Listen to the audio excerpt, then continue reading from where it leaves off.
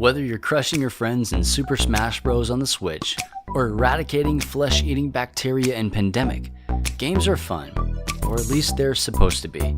They offer rest from the things of life that weigh us down while allowing us the opportunity to build relationships with the people around us. But is there a way to leverage both the fun and relationship-building aspects of gaming within the context of the local church?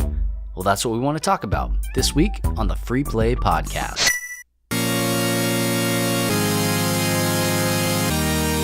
You are listening to the Free Play Podcast with Bubba Stallcup, Matt Warmbier, and Kate Katawaki, part of the Love Thy Nerd Podcast Network.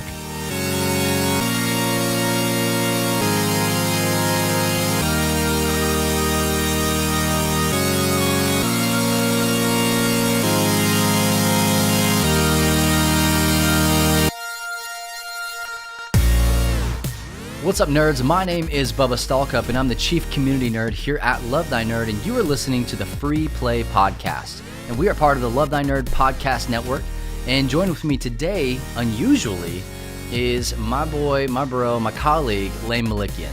What's up, guys? Good to be here, man. I'm excited about it. Lane is, just to kind of give everybody a backstory, not only is he the youth pastor here at our church, but he is a super nerd.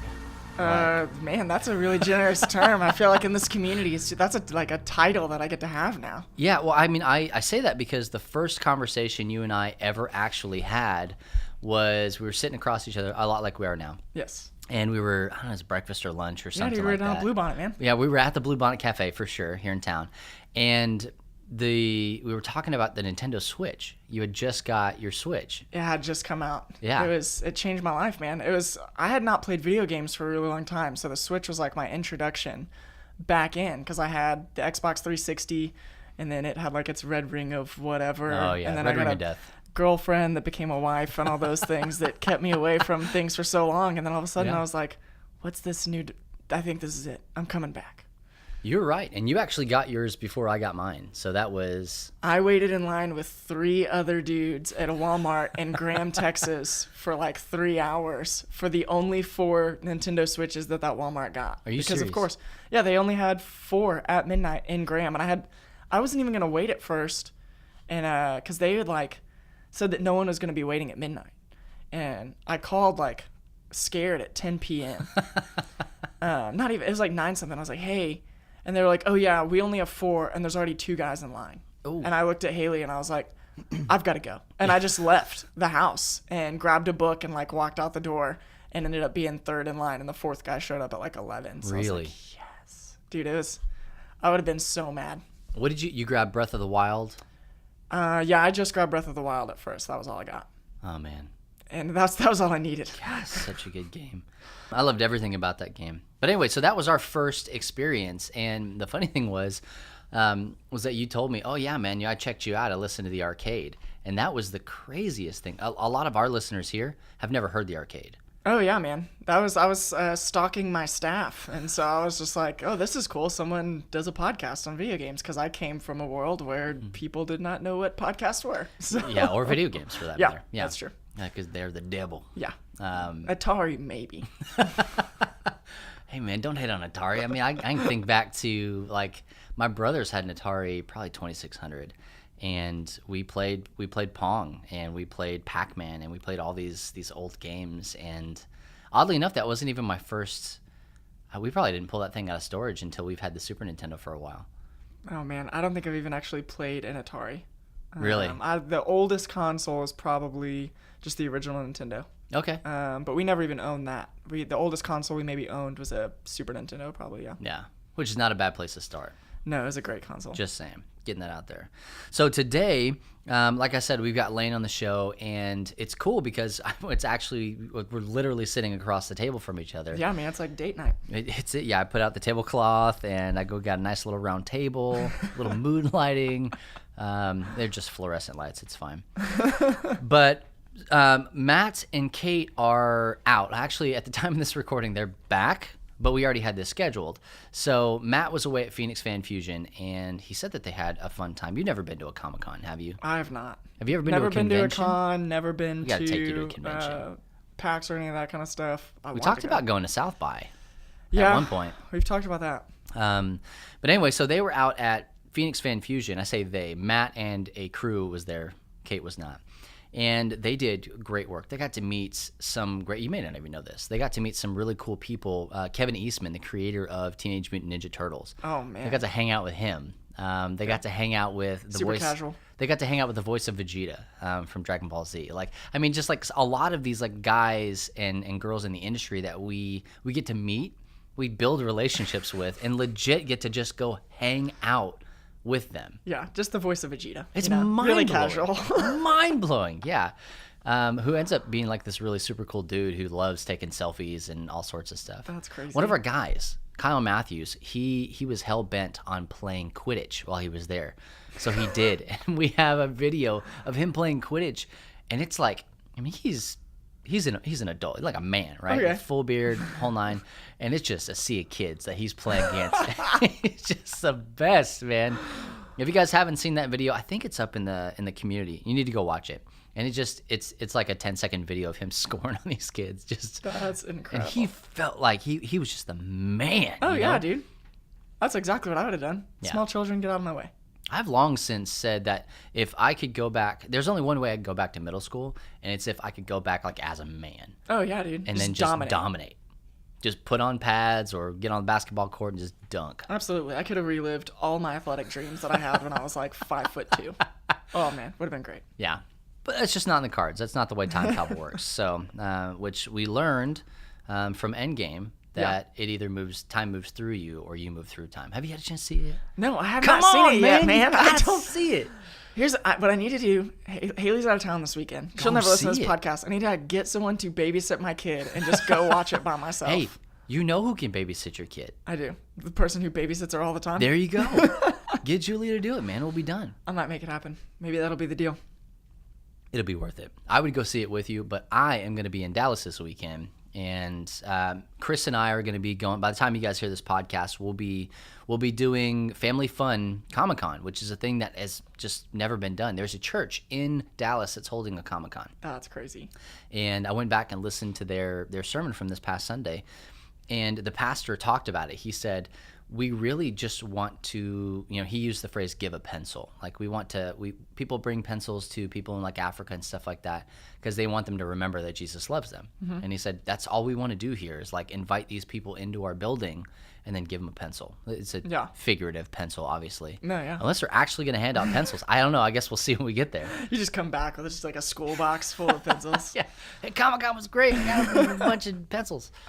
So we're going to go and do that, and we're going to run the tabletop and gaming area over there and kind of train the volunteers, and it's going to be great. And we had a group, actually, Chris and April Lynn and Drew just came back from I want to get this right, the Urban Youth Worker Initiative in California. Yeah. You know what I'm talking about? Yeah, I this saw is your a world. lot of like social media and stuff like that of a bunch of people there. I have never been personally, but it looked like it went off pretty good. You don't do urban youth work. Yeah, which is probably, I'm either like, I just came out of rural youth work and now I'm like straight suburbs. Yeah, now you're less rural, Yeah. some suburbs. It's a long acronym if you put all that together. Yeah, but there's a lot of people there because the people who write all the youth ministry stuff and all that, they're mostly all urban people, Atlanta and all those kind of guys. So. Or California. Yeah. Yeah, Doug Fields. Yeah. Yeah, these guys. So they were there and they did full-on training. So they said, hey, here's the nerd culture and here's why it's important and here's why you should care about it. So they had a panel that they did there with full Q&A and everything. Went great. And then they also turned around and they ran the gaming area there. So it was primarily, they were in a tent. It was really cool, actually. It was primarily Switch games. They said they just had Smash Bros. Just rolling. That's all you need. And it was great. Yeah. They said they loved it. So we'll see how it goes this weekend, but we want to do more stuff like that. So if you guys are at a church that is interested in nerding culture and how to kind of engage with nerd culture, and we're going to talk about that a little bit today as part of our topic. But if you want us to get involved with teaching your church how to love and serve your nerdy neighbors, please contact us. You can go to lovethynerd.com and get in contact with us that way, or you can send us an email. Just go ahead and send it to Chris at lovethynerd.com. But we're going to go ahead and get on with the show. And what we like to do here, Lane, is we like to start off with what we've been playing. So as our esteemed guest, why don't you go first? I always go last anyway, so it doesn't really matter. Well, that's fair. Yeah. It's one or the other. Yeah. Man, what I've been playing. So on my Switch, I regularly come back to Moonlighter still. Oh my gosh, Moonlighter. Because it's so good. I'm still on Dungeon 2, and I've lost 3 or 4 times at this point. It's starting to get pretty frustrating. It's harder to come back to. I'm ready for some single players to come out to the Switch that will engage me again like Breath of the Wild did, which nothing will engage me like Breath of the Wild. What are you looking for, like, specifically? Like, is there a title that you're hoping will come to the Switch, or? Man, I'm ready for Pokemon. I'm interested in Luigi's Mansion 3. Yes. Just some decent. I mean, like, I love Super Mario Odyssey. It was something that's gonna take me 60, 70 plus hours of gameplay. Yeah. That's You really got all where the I way wanna through be at. Odyssey? Yeah, I went all the way through. I did not. In my head, I was a completionist in Zelda. I was like, I gotta do everything, and so I wanted to go back and do a lot of the stuff, and I never have. I might, but I just haven't done that. You didn't do Dark Side of the Moon or Darker Side of the Moon?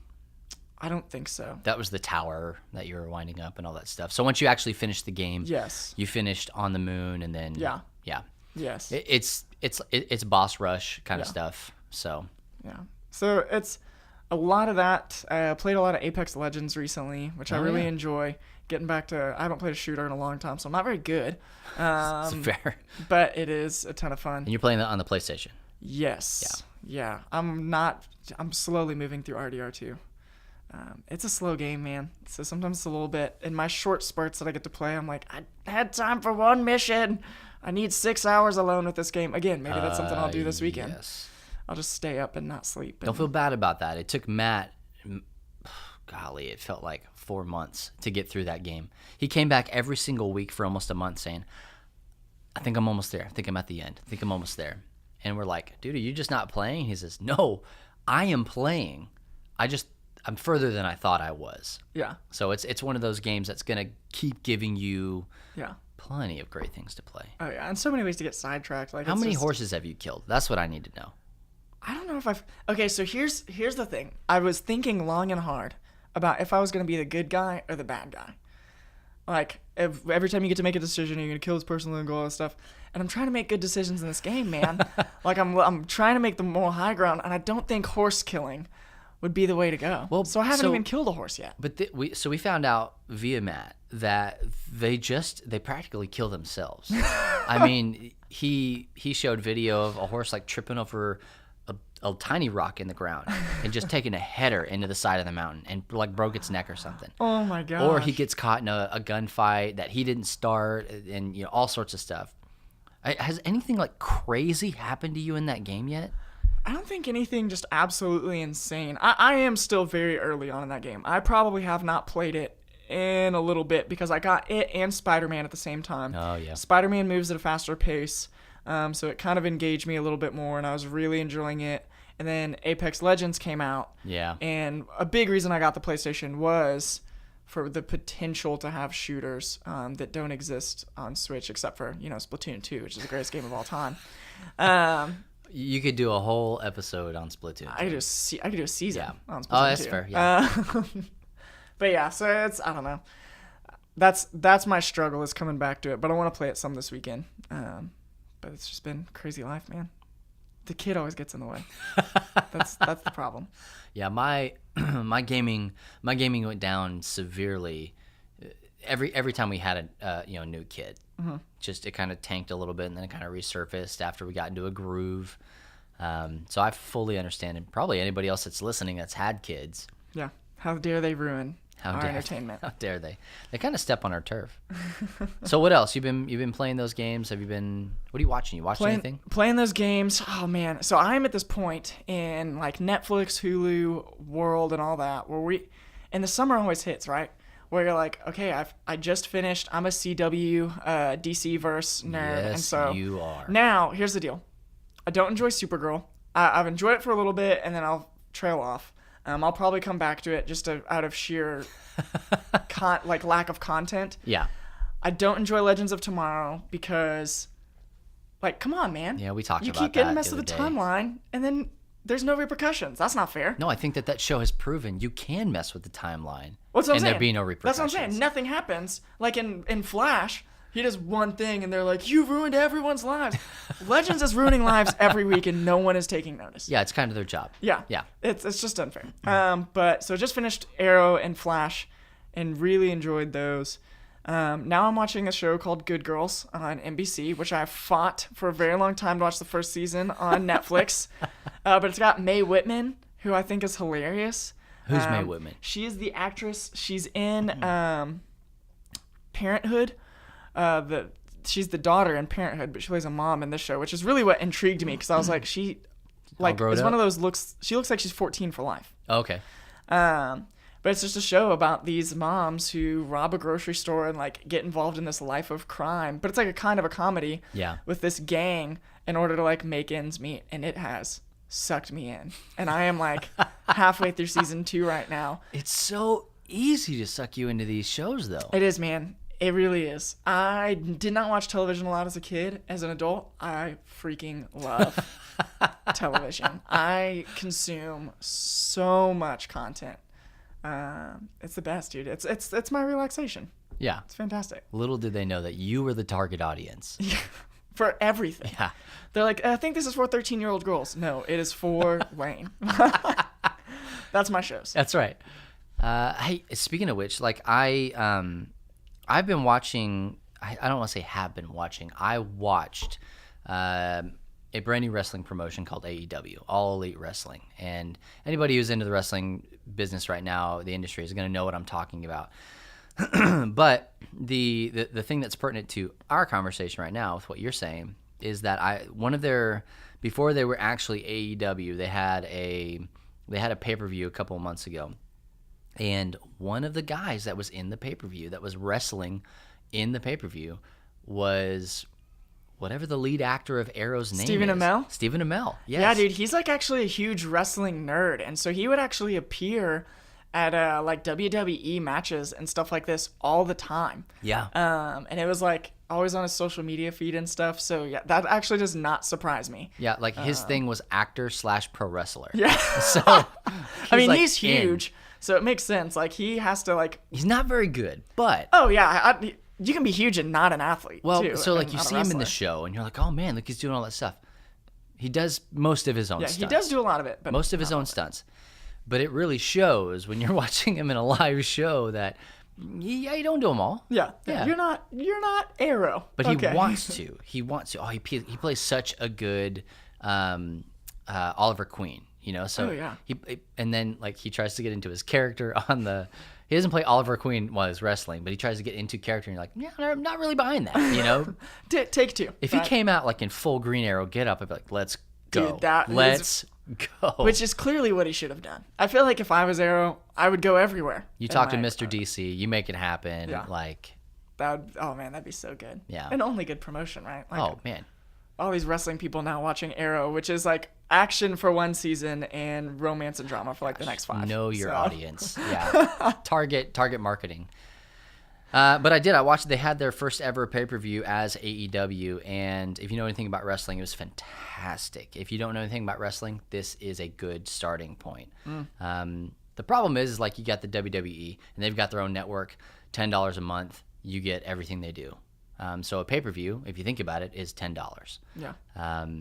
These are true pay-per-views at $50 a pop. So it's a little harder, and they're trying to do one a month.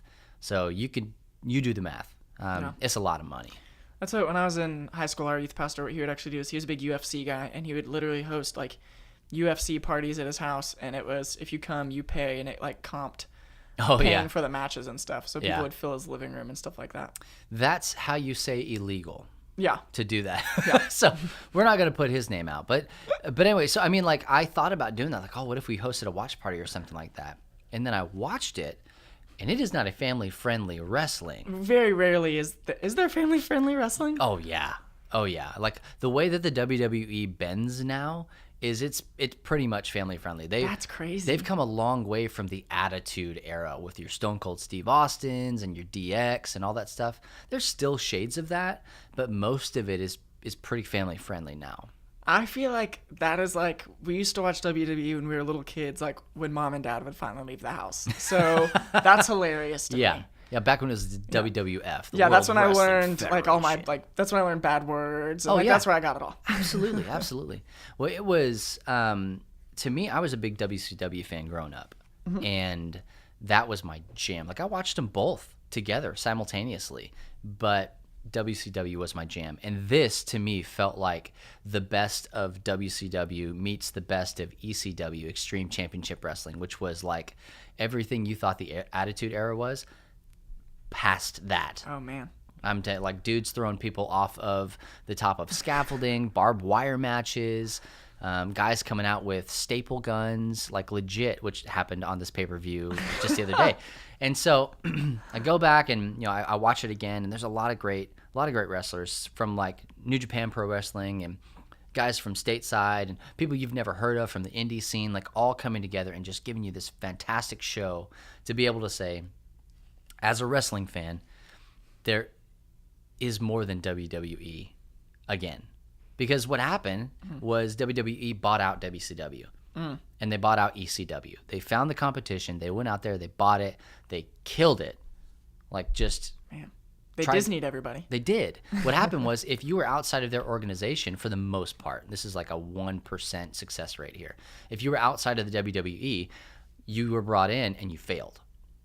So didn't matter. Like, I mean, Goldberg was just the man back in the day. Yeah. And they brought him in and just, he actually stepped away. And when he came back in, they did a whole Brock Lesnar thing, and it didn't really go really well. And then they brought him back in again. They fixed it. So it's like a whole big wet mess. But if you were not part of their family, then you just got the shaft. That's crazy. And so now you have like a lot of these guys that have left WWE or worked with the company or WCW or TNA Impact or whatever it is, like all these different places out and around, that they've said, hey, do you want to love wrestling again? And they created this company that is like the funding comes from the family that owns the Jacksonville Jaguars. Like, oh wow, they own not just them, but several other like sports teams and other things. So they're like, whatever you want to do, let's do it. That's crazy. And they put a couple of great guys. This is not the wrestling podcast, but they put a couple of great guys in. This is what I've been doing. In leadership over there. Young Bucks, Cody Rhodes, his wife Brandy Rhodes, and also they brought in Kenny Omega, he's huge Bullet Club stuff in New Japan Pro Wrestling, which is like New Japan. Anything cool that we have comes from there. And we're like, oh, how cool is that we made that up? No, they've been doing that for years over there. That's awesome. And then those guys. So anyway, it's a long story, but it's an exciting time to be a wrestling fan, or if you're not, it's an exciting time to get back into it. Dude, you've sold me, man. I'm telling you, I'm super excited about it. Like Chris Jericho was in the main event. Okay. And he will be wrestling at the next pay-per-view against a guy called Hangman, which nobody's. If you're not following independent, like New Japan, all that stuff, you don't know who that is. Well, he and Jericho are wrestling for the title, which is beautiful. Oh my gosh, it's such a beautiful title. Anyway, that's what I've been doing. Is getting I wouldn't say back into pro wrestling, but really following this All Elite Wrestling company to see. Yeah. Almost it was like an experiment. Like, is it gonna work? Is it gonna not work? Like, what's going on? And dude, it freaking worked. That's awesome. It worked. I give it a solid B+ on the whole thing, which it was one of those good, not great. When I watched it the first time, I went back and watched it and kind of upped it a little bit for me. But I watched WrestleMania, and it was like 7 hours of wrestling, And it's not like, oh well, it's because it's not real, Bubba. Well, duh. Like I'm not stupid. I know it's not real, but like. I want to be entertained. It's sports entertainment. Yeah. And this did that. It entertained me. And That's it brought awesome. new, fresh faces in. And c'est magnifique. What were we talking about? Not wrestling. What have you been playing? I have been playing a game, and you need to get this game. If you don't already have it, you need to pick it up. God of War. Yeah, dude, you were telling me you are loving it. Oh, my gosh. I actually do think I would really enjoy God of War. It is so good. Like, Matt hates it. He just can't get into it. But know this. He's coming down off of Red Dead. Yeah. And he can't play anything. He said, I tried to pick up Breath of the Wild, and I just couldn't get back into it. And I was like, you're a heretic. Yeah, my goodness, dude. I think that's biblical blasphemy. I mean, I still haven't bought the DLCs, and I think it's just because I'm waiting to just like pour myself out into that game again. Well, so I mean, you need to get it. Don't get it now. Maybe when you're ready to take a break from Red Dead or something. But maybe. I will tell you, it is fantastic.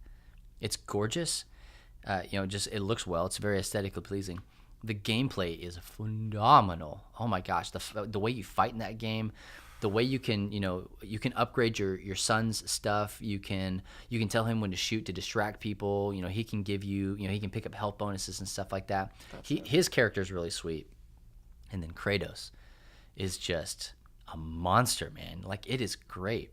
I didn't play the God of War stuff growing up. I didn't have PlayStation, so I missed out on like all of it. So that's kind of why, for me, I didn't jump headlong into this. People are like, oh, God of War. I'm like, bah, I don't care. Yeah. Spider-Man. I know Spider-Man. I'll play that. Pretty familiar with him. But he usually has like these dueling blades that he has, that are like chain blades and stuff.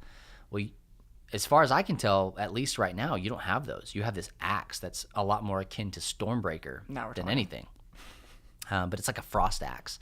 It's really sweet, and like you throw it and you can call it back and all sorts of stuff. And so that's pretty dope. Yeah, it's like unlimited ammo pretty much on a projectile. You've got a heavy throw and a light throw. It's really freaking sweet, dude. You can upgrade your character and all sorts of stuff. Anyway, if you haven't played it, you got a PlayStation. It was Game of the Year last year for a good reason. Man, it's worth your time. Which there's gonna be a lot of it. Yeah. Maybe that's my next single player. It's not on the Switch, but still might be good. Yet. Yeah. Who knows, man? That's the biggest thing, man. It's so hard to play my PlayStation. Why can't everything be portable like the Switch? That's why it's so hard to play games. Well, PlayStation had portable. They had the PSP. They had the Vita. They had these consoles. Yes, but they leaned into it and then backed off of it. Yeah. And now that we've seen how good it can be with the Switch, I'm curious to see if Microsoft and Sony lean back into a handheld console, or if they just let that market be Nintendo's. Yeah. I don't know either. E3's right around the corner. That would be insane. Who knows? I don't know. But other than that, I haven't been playing a whole lot else. Like tabletop-wise, we played Lanterns Dice the other night at our game night here. I saw you were playing that. It's fun. It's really fun. Like, it's kind of a long play game. Most like roll and write games they don't have a maximum player count. Like, you can play with as many people in the world as you want to. They're kind of bingo-esque. This one is a 4-player max because of the mechanics. So the way that Lanterns, the actual game, works is it's tile-based, and each tile has 4 different colors of lanterns on it, and you turn the tile to point to the 4 players, and then whatever one's pointing at you, that's the color you get. Well, it's the same thing with the dice. You roll them into a special tray that has, collects them into a cube, and then whatever, you get to turn it and decide who gets what, and then you color in the little thing, and it has special powers and things that you can do to get more points and to color more areas. You're like, oh, that's a fun little game. It was like strategery to the max.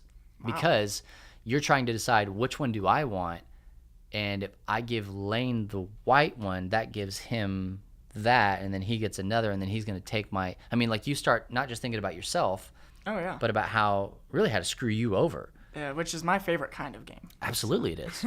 We were playing with Stephanie and Rico, and Stephanie's one of our secretaries here at the church, and her husband Rico, and he got to that point where he was like, oh man, we were like 3 of 6 turns in, he's like, oh man, I don't know, like if I do that, then that could cause you to not get what you need. And I was like, Rico, that's exactly it. That's the point, man. Do that. If you're having that heart moment, that means you're in the right boat. Yeah. Like you're thinking about the right thing. So you just have to not feel bad about it. You've got to jump in, man. Yeah. And he didn't do it. He said, we're going to play nice. And I said, well, your funeral, man. Yeah. I would never say that. Long story short, I ended up winning that game. Yeah, Rico did not win. He did not win. You got to be willing to do some things. Yeah, that's so funny. I was literally, as you were saying that, I was like, man, I wonder what Rico's like in a tabletop situation. And now that you've told me that, I'm like, did not see that coming. But all right, I got you, man. Yeah, you'd think, oh, he's probably pretty cutthroat. Yeah, dude. Nah. Well, that was also the first interaction that we'd had. That's true. He was trying to make a good impression. Oh yeah. Well, which again, it's like I won. It's like when I play a new tabletop game with my wife, and I'm like, I want her to enjoy it, so I really want her to win. So that way we can play this some more. Yeah. And then we can get to a place where I can start winning a lot. Oh, man. Yeah. Oh, man. That's the goal. Well, Anna gets on a roll. Like, she starts to understand what she's doing, and then she's real dangerous. Like, she comes in and she'll say, I'm not very good at this. I don't know what's going on. And then it clicks with her, and then she starts making these baller moves. And I'm like, you need to chill. Yeah. It's like, unfair. Yeah.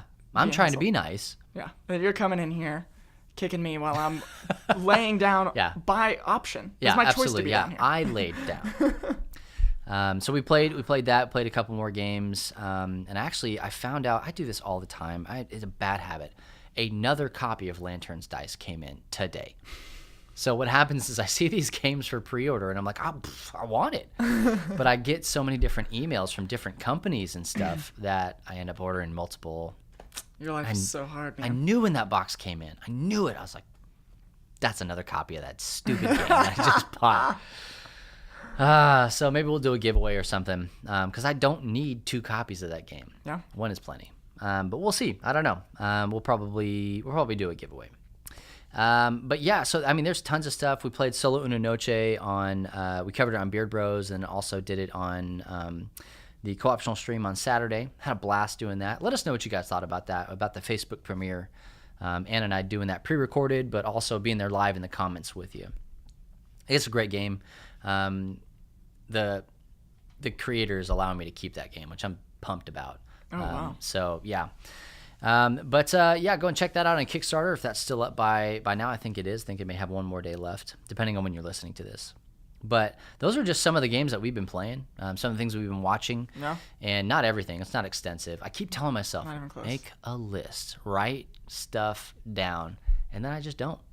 Yeah. I'm like, you're not my real dad, me. I don't know how to do what you say. And so, hey, if there are some things that we should be playing, let us know.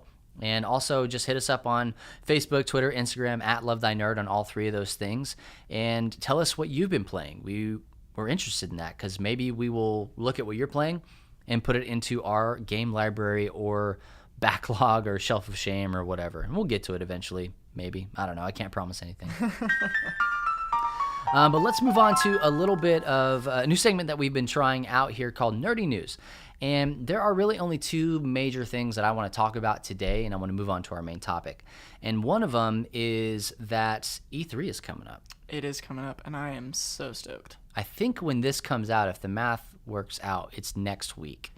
So, I mean, there's always a billion things going on at E3. And you were doing a little bit of reading up on it. Yeah, because I feel like I have not been interested in a Switch game in a while, which, like I said, I bought that console to kind of get back into video gaming, and I feel really excited about some of the upcoming lineups, just with Pokemon, Luigi's Mansion, just the things that are coming out in the next 1.5 to 2 years. I think I'm going to go broke. Just absolutely, buying all those. 100%. It's been a multiplayer year in the past of, Mario Party and all this kind of stuff, which I love. Got them. Played the heck out of Smash Brothers after, we had our baby, and I was on my trying to get every character as fast as possible, where I played a ton of Switch. But I need something that's just for me, and I think that's what's coming in the next few lineups, so I'm excited to see some of that. Is there a specific game in that lineup that you're really excited to see? I mean, most excited is probably Pokemon. I'm very excited about Sword and Shield. There's still, and I don't even know if they've announced a timeline on it, but I think they'll talk about it at E3, and the name is in the works, Town. Okay. Which it's an RPG, and I think it's done by Game Freak, and I'm kind of excited to see if they do anything with that, if they talk about that at all. I never was like a big Luigi's Mansion guy, but I'm intrigued, and that's also because I did not play Nintendo for a very long time. You didn't have a GameCube growing up, did you? No, the only time we had a GameCube in the locker room in high school, but all we played was Melee, and that was it. Ah, okay. So my last Nintendo console until Switch was N64, and I was a kid. There were so many games that I didn't play even on that console, but so I'm pretty excited about some of those just to see what they come out with, and I think it'll be a good run. Yeah, I mean, there's a bunch of stuff, and we don't even know most of the things that are going to be coming out or talked about. There's hints of different things from Microsoft, from Sony, and all these things. The thing that's interesting to me is that everybody seems to be moving their press conferences off of that major press conference day. Yeah. It used to be that everybody was kind of on the same day, and then they shifted to where Microsoft and Sony were on 2 separate days, and then Microsoft moved back again, and you just started to see this separation. And now what was normally like a weekend is like almost a full 6 days worth of content, because you have all of these different people that are not actually doing their major main stage stuff at E3. Like they're going to go and rent a place, outside of the E3 window. They're going to go rent a hall down the street, or somewhere in LA, and they're going to have their own press conference outside of E3. But it's still E3 coverage for all of us in the biz. But so it's interesting how that's really starting to morph into more of like a South by Southwest kind of feel, where it's no longer confined to this small window. We're just really going to stretch it out as long as we possibly can. Which, why would you ever complain about, right? All of the days. Us, absolutely. Like, oh, thank you. This is more time that I can spend doing absolutely nothing but watching E3. I wonder if the powers that be at E3, if there's not like a tide changing. There's been a lot of talk in the industry about the longevity of E3, just in general. It was a couple of years ago that I actually got to go to E3 with Game Church, and we had a booth there on the show floor at E3, and we'd done it before. Hadn't made a habit of going because it's very expensive to have a booth there. Yeah. And this was the year before E3 went, I'll say, public. Like, it was just for industry people. Mm-hmm. Like, we get all of our information from E3. Like, oh, we love all of the different things that they're talking about and showing. But, like, in order to be at E3, it wasn't for just the general public. Yeah, you had to be in the industry in some way, shape, or form. So it was always a weird show for us to go to, because it was out of our element, where we were having to make these relationships and have all these conversations with industry people, not knowing that would lead to more what we do here at Love Thy Nerd, but it was completely different when we were at Game Church doing that kind of stuff. So, but it was fun, and we saw the next year a lot of people pull out from E3. Like, our booth literally was across the aisle from Disney, and their booth was huge. This was when Disney Infinity 3.0 was just about to come out, and people were wrapping around, lines all the way around their booth. That's which crazy. By the way, it was like a city block. It was crazy. Wrapped around their booth, because they were going to get these. They weren't even E3 exclusive. They were just like Mickey and stuff like that before anybody else was going to get them. They weren't even available for resale yet. Mm. And by the end of the day, you saw those things online on eBay for like $200-$300. Oh my gosh. So, but anyway, so Disney pulls out from E3 that next year. And then you start hearing talks about all these other companies that are like, oh, we're not going to be there, yada, yada, yada. Well, that was when E3 went public, to try and get more people to come in. Maybe if there's more presence, more, whatever, then, they would come back. But I don't know, you're seeing it kind of ebb and flow and be, there's no constant in E3 anymore, other than possibly E3 being the constant. Yeah.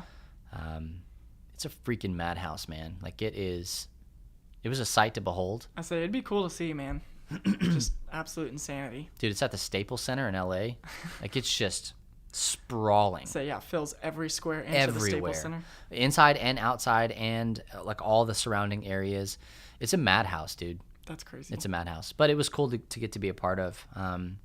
But yeah, E3 is right around the corner. So if you guys are excited about anything in particular, please let us know in the comments section below on this Facebook post. Also, speaking of things that you're excited about from E3, we do have a Pokemon Direct on June the 5th for Pokemon Sword and Shield. And my body is ready. Well, is your body ready to watch it at 8 a.m.? I wake up at 5 every morning, bro. Yes, it is. I'm probably gonna catch that one a little bit later on in the day. But yeah, so that's, I mean, it's gonna be airing at 6 a.m. Pacific time, 9 a.m. Eastern. So for us, smack dab in the middle, that's 8. Man, I don't know. I'm excited about it. We're supposed to get 15 minutes of gameplay from, I don't know if it's from Sword or from Shield or a combination of both, but it's 15 minutes of gameplay from that game. Oh, dude, I'll be there 8 a.m. It'll be on my TV. I'll be up like feeding my kid or something. It'll be great. I'm ready. I mean, I told you that I wouldn't put $5 down on each of them. Yeah. And the idea that you play one, I play the other, and then we're done. Absolutely. Switch them. And I will go all the way in on Sword and Shield. I've never beat a Pokemon game. Neither have I. Oh, man, here we go. Dude, I played... So my brother had Red and I had Blue back when with Game Boy Pocket. And it was the idea that, there's Pokemon in this game, Yep. and we got the little cable to hook our Game Boys together and trade and all this stuff. And we did that. But, I mean, I was a kid, dude. Like, beating video games is so hard. Oh, yeah. And so I think I got, like, maybe 3 or 4 gyms in or something like that. And then I don't think I played a Pokemon game until I was in, like, middle school. And me and some of my friends, like, we would hang out every day during the summer. We played so many video games all the time. And we went to a GameStop one day. We were like, let's just all buy a Game Boy and different Pokemon games. Yeah. And we legit, like, all bought a Game Boy Advance. I had the Glacier, like, the horizontal holding one. And I think I might have bought, like, Fire Red or I can't even remember, dude. Like, we were just like, everybody just pick a different one. And we would literally all just sit in this dude's living room and just play Pokemon and talk while we played Pokemon. And I didn't beat that one. You didn't never beat it? No, like, we just played it, like, off and on during the summer when there wasn't other things going on. And it was fun, but I never beat it. So I think that's really why I'm excited about Sword and Shield, is I'm like, I'm going to freaking beat a Pokemon game. Like, I am here for it, and I am finishing this thing. Yeah, well, you beat Breath of the Wild, so you know that it's possible to beat a game. Yeah. And that's true, because there really aren't that many games in my lineup that I've beat. No. Because most of my video game history is a lot of multiplayer and online play. It's very, like, about the community and things like that. Yeah. Or it's so far back, and I was a kid that I was just like, I never beat Ocarina of Time. Still haven't. Oh, man. It's down in the office. That's why I play it occasionally, just working through it. Oh, man. But yeah, dude, it's crazy. I've played a lot of games. I've not beaten any. Yeah, I mean, I've said it before. I'll say it again. I never beat Mario, original Super Mario Bros. I've never beat Super Mario Bros. 3. You notice I skipped over Super Mario Bros. 2. I'm okay with that, But I mean, I'm the same way. I'm ready to sit down, and this is a game that I can play in front of my kids. Yes. I don't have to worry about the language or the content or anything. It's like I can sit down at any point and entertain myself and my children by playing this game. Yeah. Because they love Pokemon. They went to a birthday party the other day, and they got all these little tiny little Pokemon, little plastic Pokemon, and they've just been battling. I mean, it's been great. So that's coming out. It actually comes out at the end of the month, end of June. I can't believe it's almost not the end of this month, but the end of June. And I think it's like the 23rd or 25th. Like we're almost there. Playing it on the flight to DC, buddy. Ooh wee. Perfect timing. Ooh wee. Oh man, I wish it would come out 2 weeks earlier. Then I could play it in Cancun. But anyway, so if you're interested in Pokemon, please let us know. Are you going to be getting Sword or Shield and Shield? And which one are you excited about? Who's going to be your starter? We want to know those kinds of things. Have you picked one? I haven't picked one yet. I have not picked one yet. And I might not until I'm, like, in the moment, man. Because there's anxiety. It's anxiety driven, dude. I'm like, but because it has a ramification of what you pick. It does. And so, I mean, you could replay the game go back and pick a different starter and replay through. Which will probably be what happens. I mean, absolutely. That'll probably be one of those things. I mean, I'm not going to do everything there is to do in the game, but I'll finish. I won't fill my Pokedex. I'll tell you that right now. I'm not kidding anybody, myself let alone.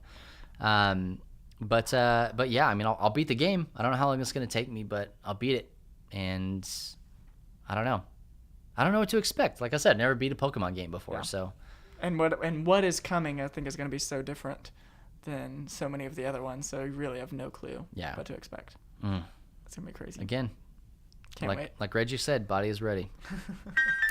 Well, let's move on into our main topic for the day. And since we have Lane here, I thought it would be a good idea. Lane is our youth pastor here at First Baptist Marble Falls, and that's my home church. It's your home church, obviously, because we work here. They pasted. Yeah, and but we've both done youth ministry. You're doing it currently. I did 5 years in it and got out, and you don't look like you're getting out anytime soon. So.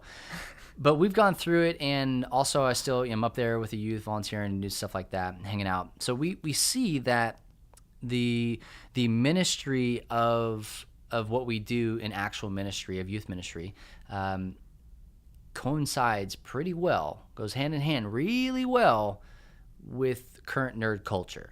Yeah. Almost like scary well. Whereas like when I was growing up, and when you were, we're about 10 years apart, but when I was growing up and you were growing up, like some of that was hidden because nerds, that kind of deal. It was very negative in connotation.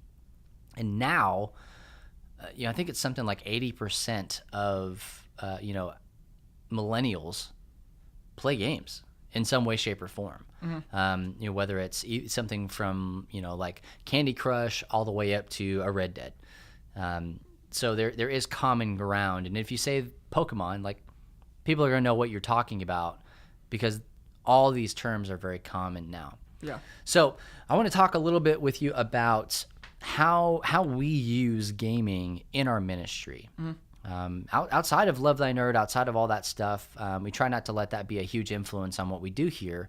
But we don't want there to be like a conflict of interest and whatnot. But some of it does bleed over. But for you in the loft, which is what we call our youth ministry, how do we use gaming effectively in the loft? Yeah, I think some of it we're still learning, and it is like every kid we have is playing a game of some sort. Especially thanks to things like Fortnite and everybody says middle school boys are playing it. Dude, all our middle school girls are playing Fortnite because the middle school boys are playing Fortnite.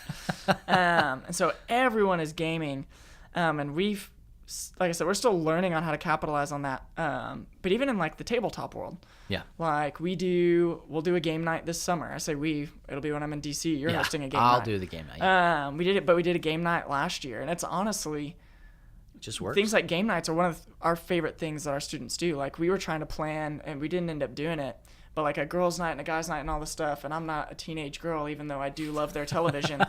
But like, so when I'm planning a girls' night, I have no idea what I'm doing. So I'm talking to our high school girls. I'm like, oh, what should we do? What do you guys want to do? We want to play the Resistance. And we've had this conversation, right? Yeah. And so the Resistance, Secret Hitler, all, but like those are my games. Yes. I love those games, Yes. and I am good at them.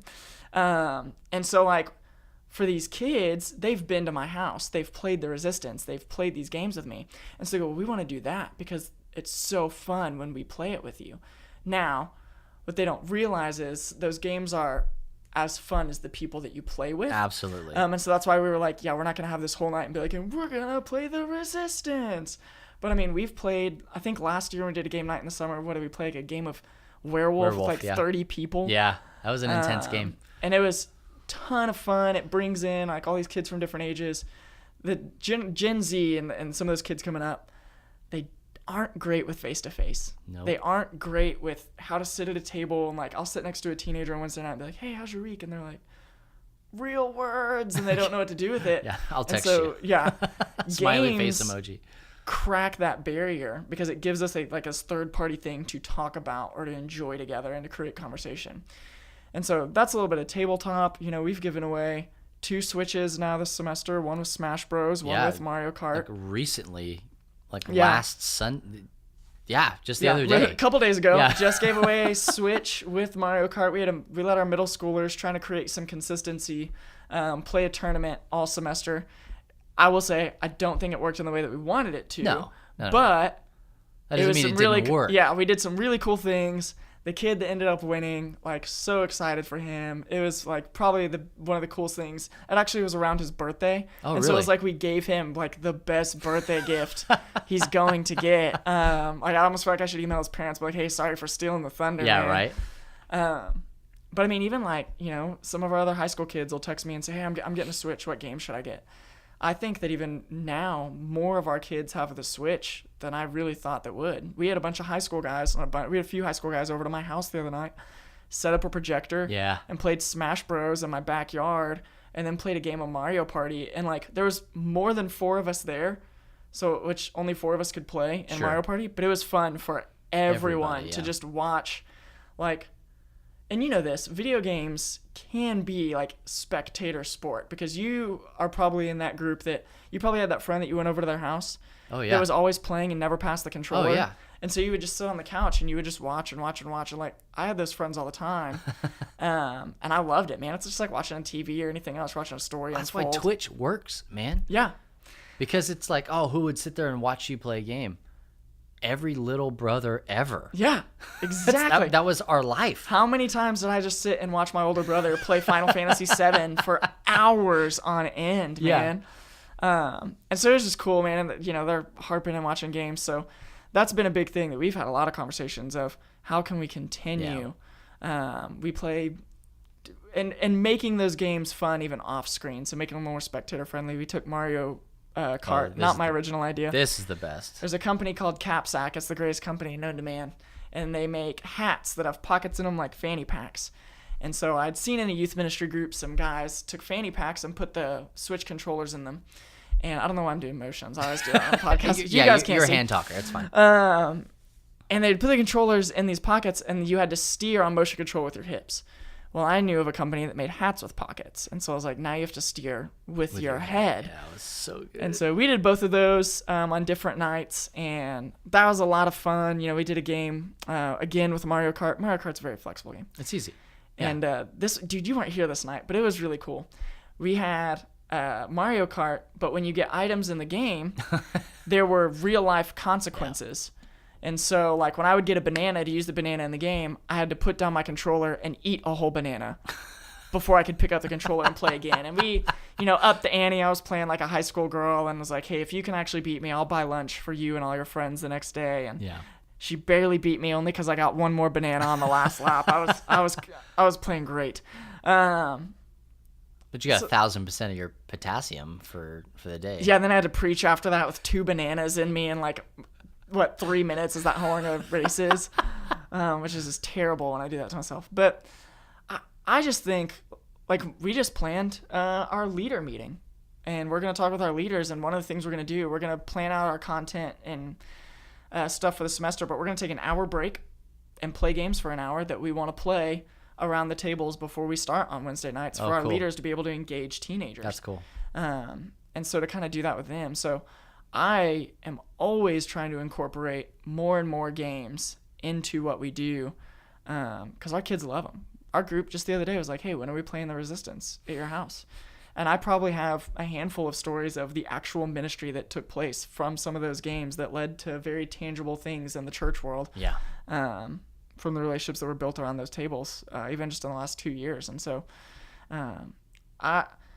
in my personal life, I do not get to play as much as I want to, and so I comp for that. In my work world, I'm like, this is my job. Right? Like Haley always gives me a hard time. So just playing a game at work, I'm like, this is for the souls of the children. Okay, I do it for the children. Yeah, I'm here for the kids. So we do try to do a ton, and we're gonna do. I think next year, I think we will do a lot, like a lot more. Involving that of just some of the things that we're even just brainstorming and thinking about. We're talking about right now building movable walls, for lack of a better term, that are switch stations. Yeah. So we can roll them wherever we need to, set it up, and before and after, just let them go to town. And I grew up in Clovis, New Mexico, which there is nothing to write home about Clovis, New Mexico, other than the fact that there was a church there.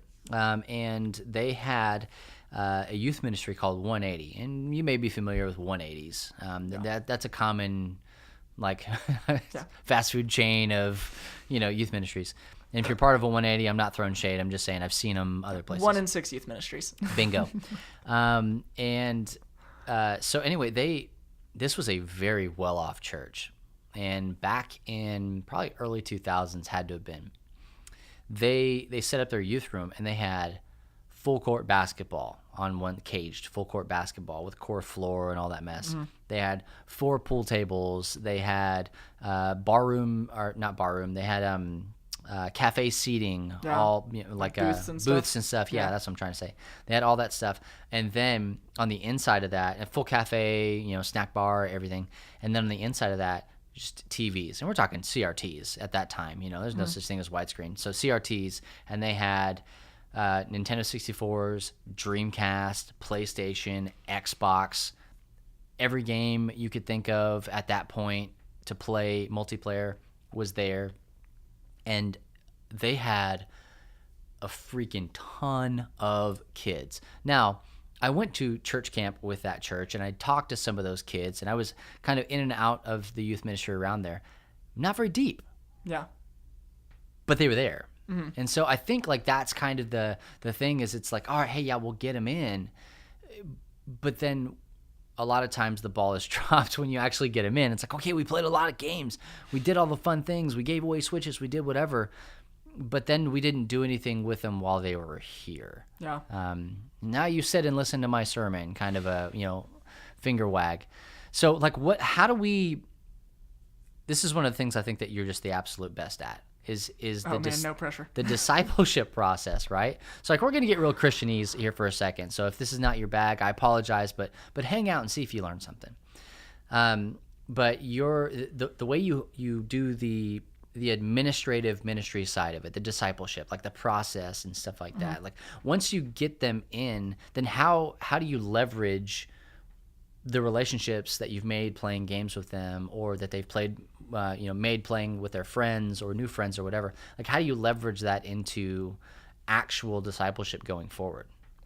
Yeah, so a big part of that is the fact that we have leveraged them into relationships. So you've got these kids that are going, let's use the example of such and such church down the road. They're playing video games.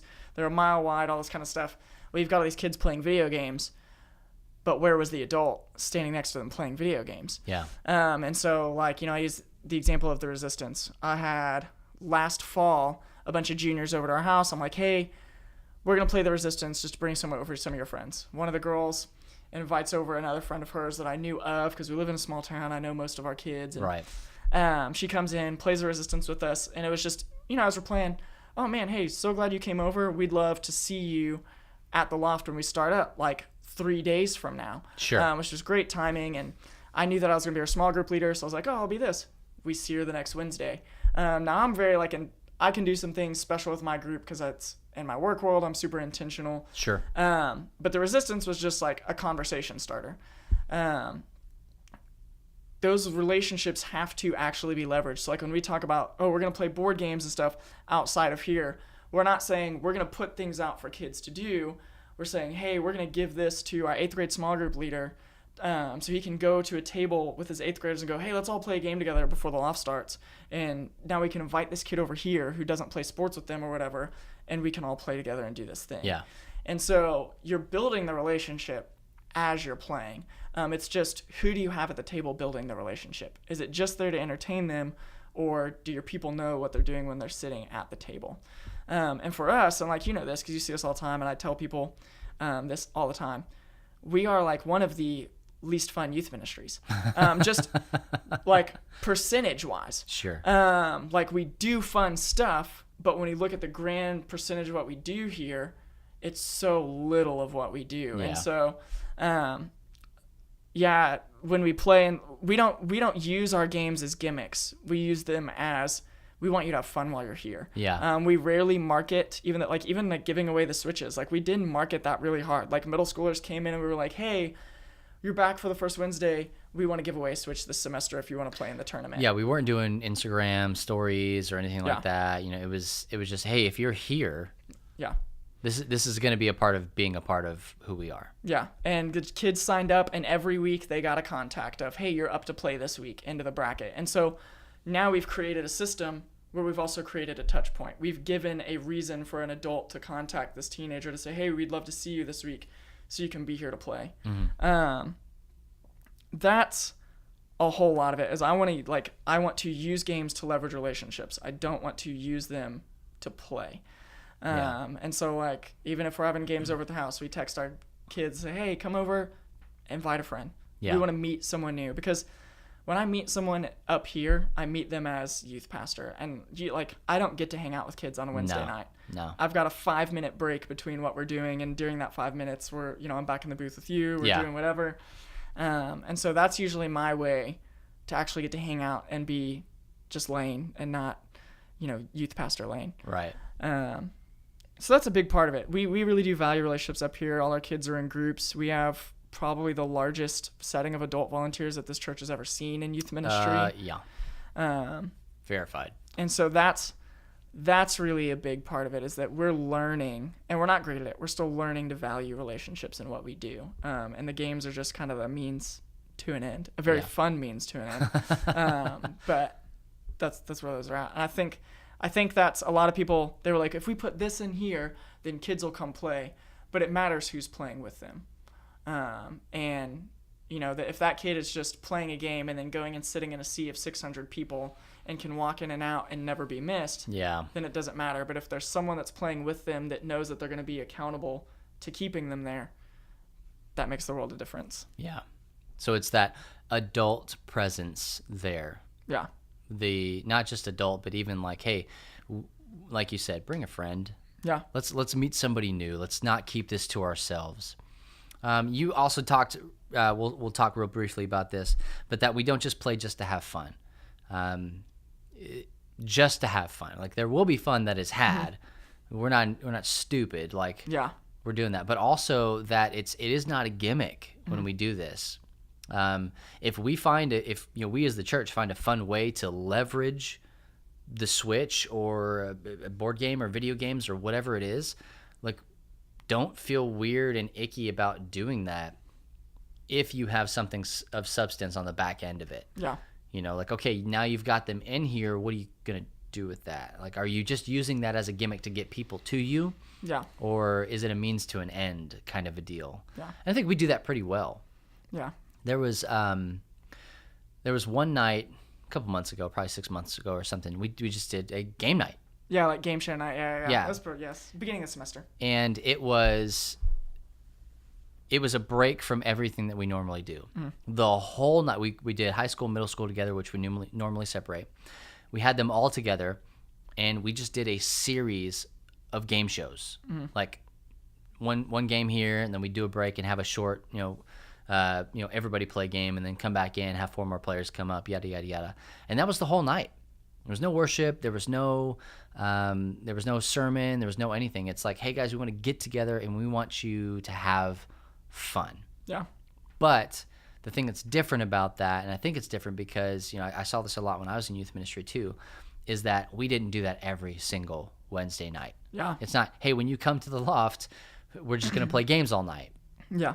And I know that feeling because I've been there.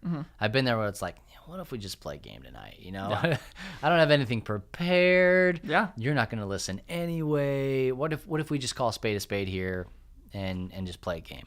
Yeah. And I've been that guy. But we're not that here, and I appreciate that like a ton because I think that we see through the kids that come consistently, we see growth. And at the same time, they still get to experience the fun of youth group.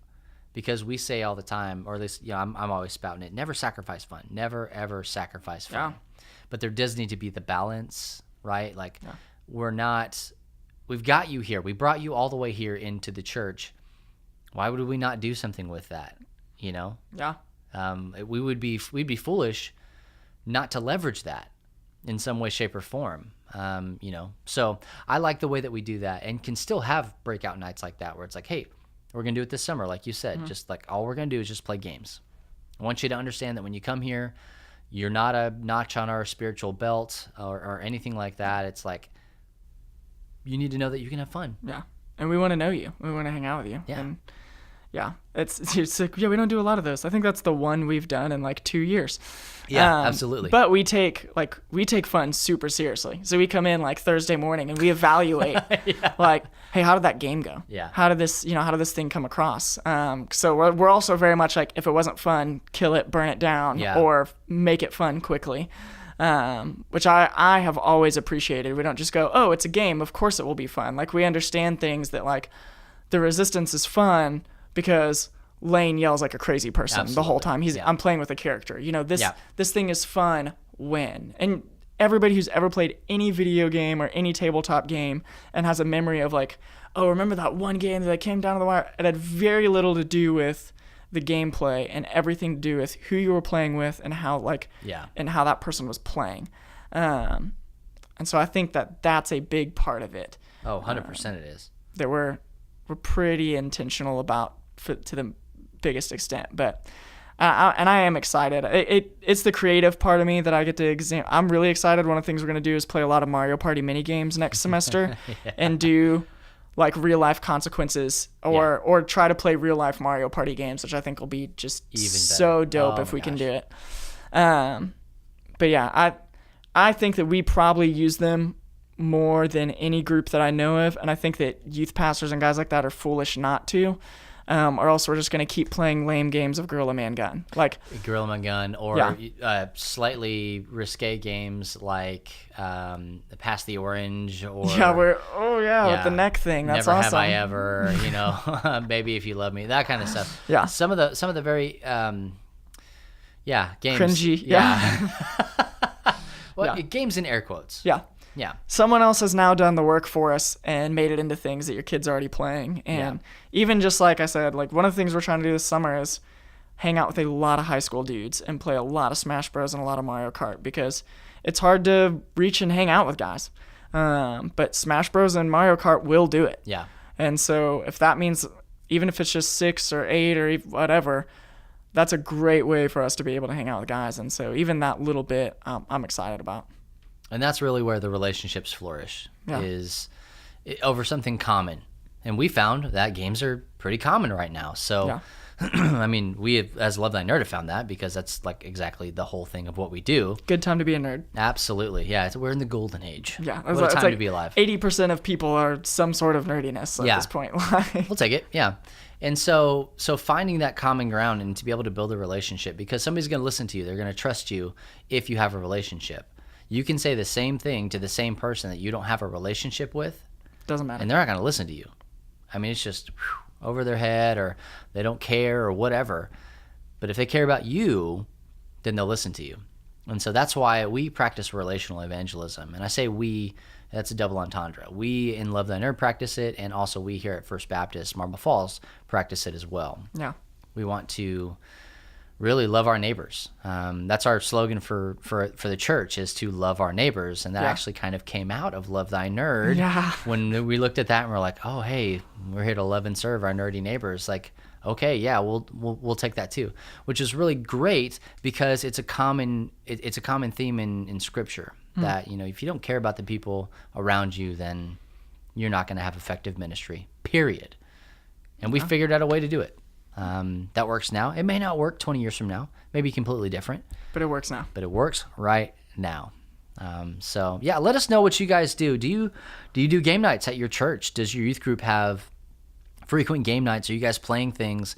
I found out today that our seniors, not senior graduated, but they were downstairs playing. I call them my golden oldies. I do. Dude. I asked our custodian. I said, Nancy, what are you setting up for down here? And she goes, oh, the game day. And I said, the what now? Yeah. The what? I walked by the room and I looked inside and I was like, does Bubba know that all the senior citizens are playing I learned games? Today. I was today years old when I learned that. They're down there playing dominoes and Rumicube and all sorts of stuff. And I think it just fantastic. Yeah, man. I was about to walk out of my office and be like, I'll play. Yeah.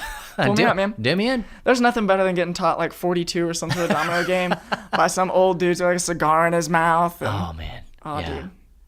So, I mean, that's happening even when we're not setting it up. So, like, it is culture. We love to get together and to rest and to relax and to play and have fun. And that really is what gaming is in a nutshell, is a chance for you to break away from the things that are crushing you in every day, whatever life is, and to just be able to have fun or to shut your brain off a little bit. You could argue that some of the games that we play don't really shut your brain off. They kick them into high gear. Yeah. But still, it's allowing you to step away for a moment and still build relationships with people around you. Now, if you do not do that properly, you can abuse that. But that's another topic for another day. This was about how to effectively use gaming as a part of ministry, and I wanted to talk about that with you because I think that we are pretty bangerang at that. Like, I think we do really well. I say banger. I'm saying bangerang a lot because we just bought Hook the other day. It, man. We just bought Hook, and kids have been watching it nonstop, and my heart is happy that they've been watching it. But anyway, hey Lane, thank you so much, man, for hanging out with us. Hey, man, it was a blast. Yeah, we'll have to have you on again. It would be really easy because you're just like right there. So yeah, I'll walk up the stairs. Yeah.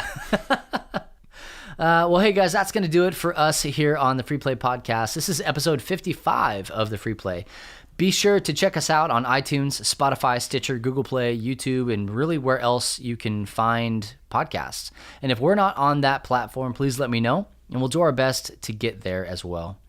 And if you're not already a part of our Love Thy Nerd Facebook group, do it. Just simply search Love Thy Nerd or at Love Thy Nerd on Facebook and follow our community. We want you to be a part of it. We have a little question.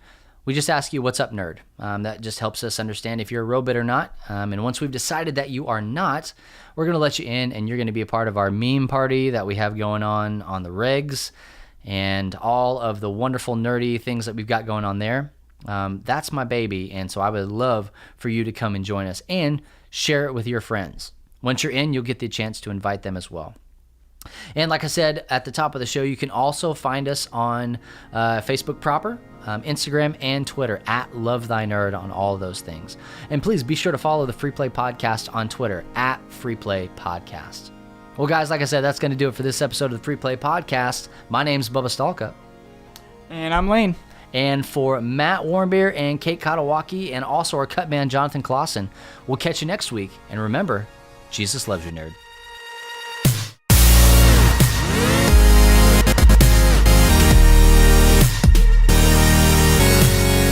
You have been listening to the Free Play Podcast with Bubba Stallcup, Matt Warmbier, and Kate Katawaki, part of the Love Thy Nerd Podcast Network. Be sure to rate and review the show and share on all the social media.